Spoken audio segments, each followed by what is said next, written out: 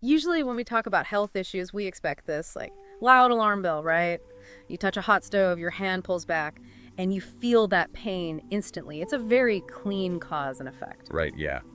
Because visible injuries come with an immediate biological feedback loop. And honestly, I mean, that predictability is really comforting. It is. But what if a dangerous blood clot was developing silently inside your body right now? The direct line gets broken, and suddenly you're navigating some, well, very muddy diagnostic waters. Exactly. Which is why today we're doing a deep dive into the subtle warning signs your body sends before a clot becomes a crisis. And the goal here isn't to scare you at all, it's really to empower you. Right, especially for those of us over 60, we're looking at 10 specific signs, starting from a localized symptom you might just write off as a gardening injury, all the way to one crucial, easily ignored signal you absolutely must know. Yeah, that final sign is probably the most important one we'll cover today. Understanding these subtle shifts is honestly the best preventative medicine there is. So let's start where these clots typically originate, which is kind of ground zero, your legs. Say you're out for your morning walk, or maybe you spent the afternoon in the yard. Right, and you might notice your calf isn't just aching, it feels, unusually warm, or it's visibly red and swollen. That combination is the vital clue for signs 10, 9, and 8.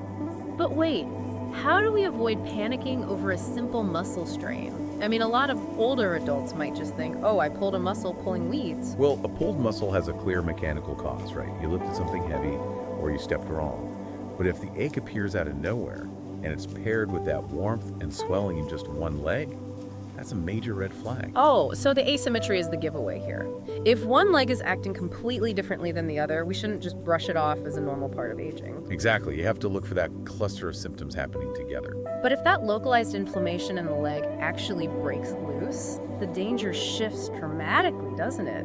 Why do we jump from a leg ache to, like, a racing heart and breathing trouble? Well, because your circulatory system is a continuous loop.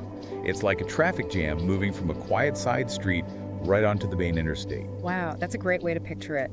So when a clot travels through the bloodstream and lodges in your lungs, which is a pulmonary embolism, right? Right, exactly. It physically blocks the blood flow. So your heart starts pumping in massive overdrive, just trying to compensate for those blocked pulmonary vessels. Which explains sign 7, that sudden shortness of breath, and sign 6, unexpected chest pain that actually gets sharper when you take a deep breath. Yes, and sign 5 is that racing heartbeat paired with dizziness or weakness.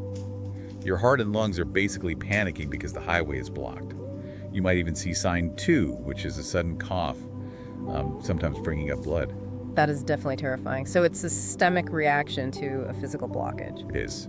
Furthermore, if that traveling clot restricts the crucial flow of oxygenated blood to your brain, you see an entirely different set of alarms. Right, and this brings us to sign 4, sudden blurred vision, difficulty speaking, or weakness on just one side of your body. Exactly, and let's be, crystal clear here. That is an undeniable medical emergency. You aren't resting that off.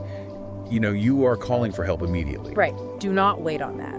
It also makes sense why sign 3, which is profound, unexplained fatigue, often accompanies these symptoms. I mean, your entire system is fighting a massive roadblock. It takes a huge toll on your energy.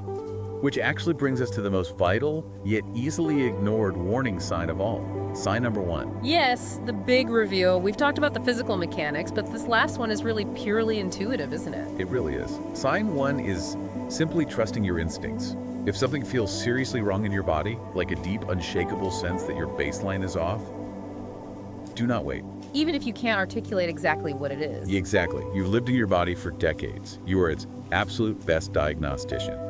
If your gut says something is wrong, seek help. I love that. It's such an empowering shift in perspective. If the dashboard feels wrong, trust the driver. That's spot on. And early medical care truly makes all the difference here, as do simple, everyday habits to prevent these issues in the first place. Right, things like staying active, drinking plenty of water, and avoiding prolonged sitting. Yeah, and working closely with your doctor, especially if you're managing heart disease or diabetes, all of that keeps your circulatory highway clear. Every small, healthy habit really does add up. So we would love to hear from you down in the comments. Which of these physical signals surprised you the most? We really do read the comments, so please share your thoughts.